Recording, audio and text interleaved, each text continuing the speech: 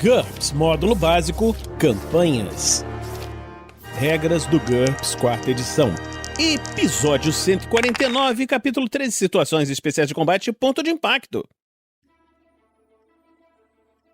Uma produção RPG Next. Fala galera, bem-vindos a mais um episódio do Regras do GURPS, 4ª edição. Está aqui comigo o Heitor. Fala, Heitor, beleza? Opa, Vinícius, é sempre um prazer imenso estar aqui com você. Como é que estão as coisas por aí? Tudo tranquilo. Heitor, hoje nós vamos falar sobre situações especiais de combate, o ponto de impacto. Que beleza, ponto de impacto é importantíssimo. Isso aqui é o macete do GURPS pra fazer dano, pô. Ponto de impacto. Quando um oponente golpeia um inimigo, ele normalmente pode escolher qual a parte do seu corpo atacar. Algumas partes do corpo ou pontos de impacto são mais difíceis de acertar que outras. Além disso, algumas são mais ou menos vulneráveis a certos tipos de dano. Seguem algumas exceções. Ataques completamente sem mira, como golpes desenfreados, estocadas no escuro, fragmentos de granada, etc., não podem deliberadamente mirar num ponto de impacto. Em vez disso, determine um ponto de impacto aleatório, que nós vamos ver numa tabela em breve. Ataques que cobrem uma área ampla, como uma avalanche ou cone do sopro de um dragão, tornam os pontos de impacto irrelevantes. Veja lesões de grande escala. É porque tá pegando todos os pontos, né? Todos os pontos ao mesmo tempo. Dano por fadiga sempre ignora os pontos de impacto. Aquilo ali é importante. A resposta que a gente queria era aquela ali, Vinícius. Tá, a fadiga, né, daquela arma, né? A fadiga ignora os pontos de impacto. Então eu não consigo derrubar aquela rainha formiga com um tiro. Preciso de pelo menos 2. Decidindo onde atacar. Decidir onde atacar um oponente depende de muitas coisas. A NH do personagem, a armadura do oponente, se o atacante quer ou não matar o seu oponente, né? Se você der um tiro na cabeça de alguém, geralmente está querendo matar a pessoa. Um alvo humanoide possui todos os pontos relacionados a seguir, como a gente vai ver nas páginas lá... Bom, vai estar relacionado aqui, mas também está lá na frente. Cada ponto relaciona uma penalidade nas jogadas de ataque, que vai estar entre parênteses, a gente vai falar certinho sobre isso, seguida de quais efeitos especiais aquele tipo de dano causa. Então no tronco, por exemplo, tem uma penalidade 0, é um ataque normal. Inclui o tórax, o abdômen, não tem nenhuma penalidade para atingir e nenhum efeito sobre o dano, é o dano padrão. Esse é o alvo predefinido para todos os ataques. Quando não se especifica o ponto de impacto, o alvo é o tronco. Órgãos vitais, penalidade de -3. Inclui o coração, os pulmões pela frente ou os rins por trás. Alguns ataques podem visar os órgãos vitais para causar mais dano. Aumente para vezes 3 o modificador de ferimento de qualquer tipo de dano perfurante ou dano por perfuração. Aumente para vezes 2 o modificador de ferimento de ataques por queimadura de feixe concentrado, olha aí. Outros tipos de ataque não podem visar os órgãos vitais, você não consegue mirar no coração batendo no cara com um martelo. Apesar de que você provavelmente vai fazer um dano considerável. Para acertar no crânio, a penalidade é -7, é a parte da cabeça que abriga o cérebro. O crânio tem uma RD adicional de 2, mas o modificador de ferimento para todos os tipos de ataque aumenta para vezes 4. Os testes de nocaute são feitos com uma penalidade de -10 e golpe fulminante usa uma tabela de golpe fulminante na cabeça. A exceção é que nenhum desses efeitos se aplicam a dano por toxina. Para acertar no olho, tem uma penalidade de -9. Ataques que causam dano perfurante, por perfuração ou por queimadura de feixe concentrado, podem especificamente visar o olho. Qualquer dano maior que PV dividido por 10, cega o olho. Olha aí, coitado. Caso contrário, trate como um golpe no crânio sem a RD adicional de 2. Assim como acontece com os golpes no crânio, o dano por toxina também não surte efeitos especiais. Para acertar no rosto é -5, e aí inclui maxilar, as bochechas, o nariz e as orelhas. Muitos capacetes têm a parte do rosto aberta, permitindo que esse tipo de ataque ignore a RD da armadura. Os testes de nocaute são feitos com uma penalidade de -5 e os golpes fulminantes usam também a tabela de golpe fulminante na cabeça, como a gente vai ver lá no final do livro. Qualquer dano por corrosão, apenas corrosão, recebe um modificador de ferimento de 1,5 vezes. Além disso, em caso de ferimento grave, o golpe também cega um dos olhos, ou os 2 olhos, no caso de um dano maior ou igual ao PV inicial do personagem. Para acertar no pescoço é -5, aí inclui o pescoço e a garganta. Aumenta para 1,5 vezes o modificador de ferimento de ataques por contusão ou corrosão, aí sim faz sentido você bater com um martelo no pescoço de alguém, e para vezes 2 os ataques por corte. O mestre pode determinar que uma criatura morta por um golpe que causou dano por corte no pescoço é decapitada para deixar aquela cena terrivelmente bonita e sanguinolenta. Ataques na virilha têm penalidade de -3, inclui o tronco inferior. Jaquetas e armaduras leves nem sempre protegem essa área. Trate como um golpe contra o tronco, exceto que os homens humanos... que tristeza. E os machos de espécies semelhantes sofrem o dobro do choque normal no caso de dano por contusão até um máximo de -8. E sofrem uma penalidade de -5 nos testes de nocaute. Isso aqui é extremamente específico e faz muito sentido. Eu me surpreendo que eu não tinha pensado que o GURPS teria feito algo assim antes. É só você... Se você já se machucou sem querer que seja nessa região, você sabe que isso aqui está muito certo. É o dobro do choque. Braço ou perna tem penalidade de -2. Essa é uma boa maneira de alejar alguém sem matar. Nossa, porra, excelente. É legal que tem uma exclamação na frase, né? Tipo, nossa, olha que legal, isso. Você pode alejar as pessoas, incrível. Contra um alvo vivo, você reduz para vezes 1 o modificador de ferimento de um ataque por perfuração, muito perfurante ou extremamente perfurante. Qualquer ferimento grave que tenha feito perder mais de metade dos PV num único golpe incapacita o membro. Contudo, o dano adicional ao mínimo necessário para provocar uma lesão incapacitante é desperdiçado. Observação é, a penalidade para atingir um braço com escudo é de -4. Para acertar mãos e pés é -4. Essa é gatilho para mim, lê aí, Vinícius. Como é descrito em braço ou perna, qualquer dano maior que 1/3 dos pontos de vista em um único golpe é considerado um ferimento grave e incapacitante, e o excesso ainda é perdido. Essa é uma boa chance de incapacitar um oponente, causando pouco dano real. No entanto, ele pode trocar arma de mão ou pular em um pé só, enquanto responde ao golpe. Observação, a penalidade para atingir uma mão com escudo é de -8. E aí, para poder atingir a arma, a penalidade varia. É o melhor lugar para atacar quando você precisa capturar um alvo sem machucar ele, desarmar um amigo ou só para se mostrar mesmo. E aí a gente vai ver daqui a pouquinho golpes visando a arma do oponente. Então, ataques por queimadura de feixe concentrado. Um ataque por queimadura de feixe concentrado... Pô, virou anime, estamos repetindo a mesma frase. É qualquer ataque à distância por queimadura que não seja um jato, cone, efeito de ar, explosão ou de acompanhamento. Dessa forma, um laser é um ataque por queimadura de feixe concentrado, enquanto uma tocha ou um lança-chamas não é. Esses ataques podem visar os olhos, os órgãos vitais para causar dano adicional, mas o dano deve ser dividido por 10 nas tentativas de atear fogo, como a gente vai ver daqui a pouco, mais pra frente alguns episódios, em queimando objetos e pegando fogo. Agarrões e pontos de impacto. Divida pela metade as penalidades de ponto de impacto arredondado para cima para agarrar uma determinada parte do corpo. É mais fácil agarrar uma parte do corpo que golpeá-la. Isso não se aplica a agarrar uma arma.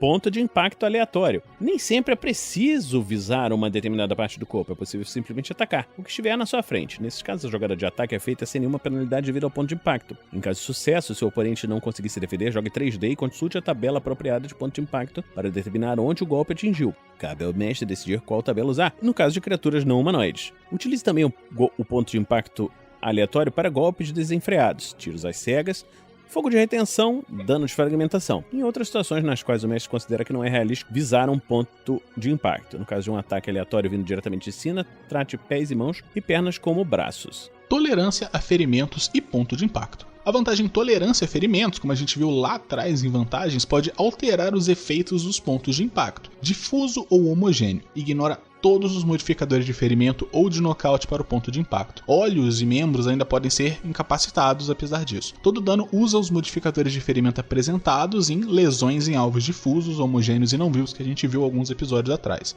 Sem cérebro. Golpes contra o crânio não usam modificador de ferimento ou de nocaute diferente. Golpes contra o olho ainda podem incapacitar. Caso contrário, trate-os como golpes contra o rosto, não contra o crânio. No caso de sem olhos, sem cabeça e sem pescoço. A criatura não possui os pontos de impacto em questão, seus oponentes simplesmente não podem visá-lo. Você não pode acertar a cabeça de alguém que não tem cabeça, né? É bastante lógico. Vai atacar uma ameba gigante, uma parada assim. Exatamente. Tem esses modificadores não fazem sentido. No caso de criaturas sem órgãos vitais, golpes contra os órgãos vitais ou contra a virilha têm o mesmo efeito que golpes contra o tronco. No caso de ataques contra não-vivos, esse aqui talvez seja importante pra gente, hein, Vinícius? Os pontos de impacto têm seus efeitos normais, exceto que todo dano por perfuração ou perfurante contra qualquer ponto que não seja os olhos, o crânio ou os órgãos vitais usam os modificadores de ferimento apresentados em lesões em alvos difusos, homogêneos e não-vivos, que a gente também viu alguns episódios atrás. Apontando contra frestas na armadura. É possível realizar um ataque de perfuração por queimaduras de feixe concentrado ou perfurante contra juntas ou pontos fracos de uma armadura, veículo, etc. A jogada de ataque deve ser feita com uma penalidade de -8 para atingir uma fresta no tronco, ou -10 para atingir uma fresta em qualquer outro ponto. Rosto, olhos, órgãos vitais, braço, etc. Em vez das penalidades normais para o ponto de impacto em questão. Em caso de sucesso, a RD do local é diminuída pela metade. Esse efeito é cumulativo com outros divisores de armadura. Isso é importante, hein?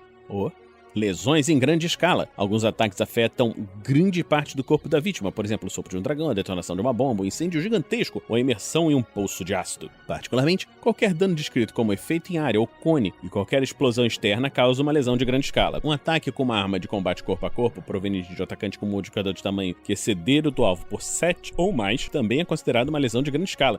Putz, o gigantão mesmo ali, né? Te dá uma tacapada na cabeça, né? É isso. Pois é. Assumindo que o atacante esteja golpeando desarmado ou com uma arma projetada para o seu tamanho. Se ele realmente quiser visar um ponto de impacto específico, sua minúscula vítima precisa estar imobilizada de alguma forma. Ele não pode te acertar aqui o olho desse com essa árvore aqui. A resistência a dano protege normalmente contra lesões de grande escala, mas se a RD do alvo variar de um ponto para outro, sua RD efetiva será a média entre a RD do tronco e a RD do ponto de impacto menos protegido que foi exposto ao ataque, que também pode ser o tronco, arredondando para cima. Se a RD variar contra tipos de ataque diferentes, então menos protegido significa o ponto com a menor RD contra o tipo de ataque em questão.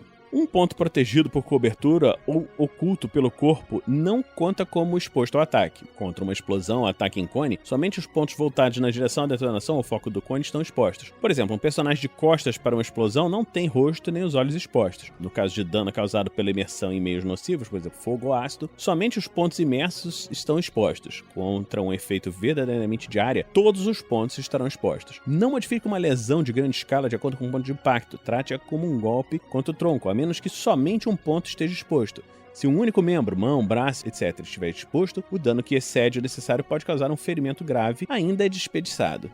Pontos de impacto para não humanoides e veículos. É impossível fornecer regras de ponto de impacto para todos os tipos de animais e máquinas. Em vez disso, criamos algumas diretrizes. Veja a tabela de ponto de impacto para não humanoides, que nós vamos falar em breve, e tabela de ponto de impacto para veículos, também em breve. Você vê que o sistema ele é realmente superior porque ele sabe que ele não consegue prever tudo que existe, entendeu? Mas aí ele cria diretrizes para você poder calcular por conta própria. Exatamente. Agora falando sobre golpes visando a arma do oponente. É possível atacar a arma de um oponente para capturá-lo vivo, ou talvez porque a arma seja a única coisa que o personagem pode atingir, ou porque ela está menos blindada que seu usuário. O personagem deve anunciar se está golpeando para desarmar ou para quebrar a arma e depois fazer a jogada de ataque. Ele sofre uma penalidade de -5 para atingir uma arma de combate corpo a corpo de alcance C, né, alcance corporal, como uma faca, por exemplo, ou uma pistola, -4 para uma arma de combate corpo a corpo de alcance 1, tipo uma espada de lâmina larga, uma massa, etc. Ou uma arma de fogo de tamanho médio, tipo uma carabina, espingarda. Ele também tem -3 para uma arma de combate corpo a corpo que tem um alcance de 2 ou mais, tipo uma lança, uma espada grande, armas de haste ou um rifle, por exemplo. Tentativas de desarmar normalmente sofrem uma penalidade adicional de -2, mas você vai ver adiante sobre isso. Golpes visando a arma do oponente em combate tático. Uma arma de alcance C fica no hexágono do usuário. Uma arma de alcance 1 fica no hexágono do usuário e no hexágono diretamente à sua frente. Uma arma de alcance 2 ou 3 fica nos 2 ou 3 hexágonos diretamente à frente dele. Veja o diagrama na página 400. Um personagem sempre pode golpear uma arma de alcance 2 ou mais no turno seguinte a ela ter sido usada para atacar ou fintá-lo. Escrevendo o desenho, você vê que tem um bonequinho. E o alcance C é o alcance do próprio hexágono onde está o bonequinho. No alcance 1... Tem dois hexágonozinhos, né? Dois quadradinhos. Tem 2 hexágonos. É ele e mais o hexágono à frente dele, onde ele está com a arma para atacar. Com 2 hexágonos, é ele mais os 2 hexágonos que estão à frente dele. E 3 hexágonos, uma arma bem grande, é ele mais os próximos 3 hexágonos que estão à frente. São as áreas que podem ser atacadas. Exatamente. Aí tá na página 400, se vocês quiserem ver, mas é bem simples. É realmente só o grid de batalha ali só mostrando. E aí tem a pessoinha segurando a arminha num quadrado, né, num hexágono ali. E na frente dela tá as armas. Então, por exemplo, ele usa a espada curta para mostrar de alcance de um hexágono, usa um machado grande para os 2 e usa uma lança para os 3. Defendendo sua arma. Esquiva. Um personagem pode se esquivar normalmente para proteger sua arma.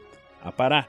Um personagem pode aparar usando a arma que foi atacada, mas somente se ela estiver preparada. Se tiver uma espada de lâmina larga em uma mão e uma faca na outra, e o oponente estiver atacando a faca, o personagem não pode aparar com a espada. Essa forma de defesa normalmente indica que o personagem está virando a arma de forma que o golpe do oponente não atinja ou resvale sem prejuízo. Bloqueio. Não é possível bloquear um ataque contra a arma. Também é possível combinar uma esquiva ou uma parada com uma retirada para receber um bônus normal. Contudo, o bônus de defesa de um escudo não oferece benefício nenhum. Derrubando uma arma. Um golpe para desarmar é uma tentativa de derrubar ou tirar a arma do controle do oponente sem danificá-la. Somente uma arma capaz de aparar pode ser usada para desarmar, o que limita essa opção a ataques desarmados, armas de combate corpo a corpo e algumas armas de arremesso. O personagem sofre uma penalidade adicional de -2, a menos que esteja usando uma arma de esgrima, tipo uma adaga de esgrima, uma rapieira, um sabre, um terçado. Se o personagem atingir a arma e o oponente não conseguir defendê-la, faça uma disputa rápida entre os NHs com as armas. Se o alvo for uma arma de projétil, por exemplo, o oponente usa DX. Qualquer um dos dois pode escolher basear o teste na perícia de ST em vez de DX se for melhor. O personagem recebe um bônus de +2 se usar as perícias Jitsai ou Chicote. Só ter a perícia não é o suficiente, tem que estar usando a parada obviamente, né? O oponente recebe um bônus de +2 se estiver usando uma arma de 2 mãos. Se ele vencer, o personagem desarma o oponente, a arma voa 1 metro para uma direção aleatória. Se o oponente vencer ou empatar, ele mantém a arma, mas ela fica despreparada a menos que ele tenha vencido a disputa por uma margem de 3 ou mais. Se foi tão patética a tentativa de desarmar, ele não precisa nem preparar a arma de novo. Se o personagem sofrer uma falha crítica, ele é quem é desarmado. Que beleza! Quebrando uma arma. Em vez de desarmar, um personagem pode tentar atingir uma arma com a intenção de parti-la ao meio, despedaçá-la ou destruí-la de alguma forma. Esse tipo de ataque pode ser feito contra qualquer arma, até mesmo uma arma de fogo. Opa! Se o personagem atingir a arma e o oponente não conseguir defendê-la, faça normalmente a avaliação de dano contra a arma. Veja dano a objetos, para verificar seus efeitos. O peso da arma e a sua composição determinam sua RD e pontos de vida.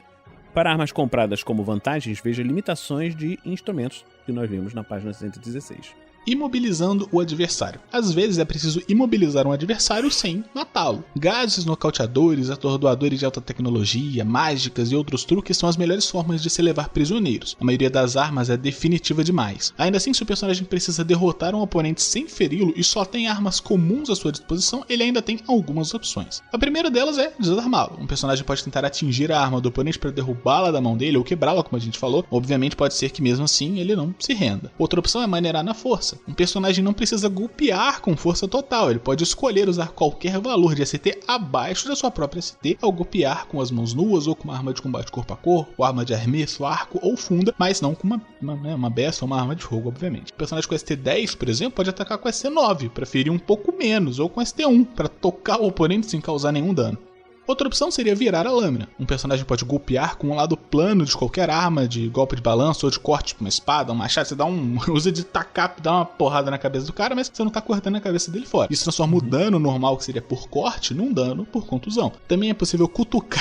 Pô, essa é foda. Também é possível cutucar com o lado sem ponta de uma arma de golpe de perfuração, né? Tipo uma lança, uma alabarda. E isso reduz o dano em 1 ponto e também causa dano por contusão. Reverter uma arma de perfuração de alcance 2 ou mais para atacar com a sua extremidade sem ponta requer uma manobra preparada. Tipo, se ela está com uma glaive, você quer bater com o cabo, você gira ela toda, você tem que fazer a manobra de preparar, né? Você também pode imobilizá-lo. Depois de agarrar um oponente, é possível imobilizá-lo, que nem a gente viu atrás no combate desarmado, alguns episódios para trás, e depois amarrá-lo. Isso leva aproximadamente 1 minuto com cordas ou 2 segundos com algemas preparadas. A chave de braço, que a gente vai ver no próximo episódio, oferece outra opção. Outra coisa que você pode fazer é sufocar ele. Para maiores informações, veja asfixia ou estrangulamento, que a gente também viu alguns episódios para trás, ou a técnica de mata-leão, que a gente vai ver no próximo episódio, ou sufocamento, alguns episódios para frente. Estrangulamento e sufocamento. É possível deixar um oponente inconsciente ou até mesmo matá-lo por meio do sufocamento sem causar nenhum dano significativo em termos de ponto de vida. Veja sufocamento, que nós vamos ver em breve para mais informações. Se não quiser asfixiar a vítima, veja ações depois de agarrar, que nós vimos aqui no passado, o personagem precisa de alguma outra maneira de fazer com que ele pare de respirar ou para restringir o fluxo de sangue, e assim de oxigênio ao cérebro, sem esmagar a garganta. Se a vítima estiver presa, inconsciente ou não oferecer resistência, o personagem tem muitas opções. Manter o nariz e a boca fechados com a mão, cobrir o rosto com um travesseiro ou objeto semelhante, ou comprimir uma das artérias carótidas externas no pescoço. Um personagem consciente que estiver sendo sufocado pode escolher não resistir e fingir estar inconsciente. Normalmente só é possível enganar o atacante se ele já estiver sufocando ou estrangulando sua vítima por pelo menos 10 segundos. Um teste de vontade é necessário para ficar passivamente sob o controle de um agressor. Depois disso, uma vitória numa disputa rápida entre dissimulação e aikido do atacante pode enganar um oponente precipitado ou hesitante, fazê-lo acreditar que seu alvo já está inconsciente. Essa é muito boa. Então, terminamos aqui mais esse episódio do Regras do GURPS, 4ª edição. Esperamos que você esteja gostando dessa série. Se você está gostando, considere nos apadrinhar em picpay.me/rpgnext ou em padrim.com.br/rpgnext. Então, você quer deixar algum recado pra galera? Eu deixo um recado pra todo mundo buscar o conhecimento, que é muito importante. pra todo mundo jogar GURPS em vez de D&D, que também é muito importante, é uma questão de Mais saúde ainda. mental, né? De não degeneração, eu diria até. E um Olha convite para todo mundo acompanhar o Bar da Barda RPG, que é o projeto de produção de conteúdo de RPG que eu tenho com minha esposa Jaqueline. A gente tá ativo principalmente no Instagram, em @bardabardarpg. A gente espera que vocês gostem das coisas que a gente publica lá. Se vocês puderem dar uma olhadinha, a gente agradece pra caramba. Beleza. Então é isso aí, a gente fica por aqui e na próxima semana a gente se encontra aqui no RPG Next. Regras do GURPS, 4ª edição. Músicas por Kevin MacLeod e Scott Buckley. Uma produção RPG Next.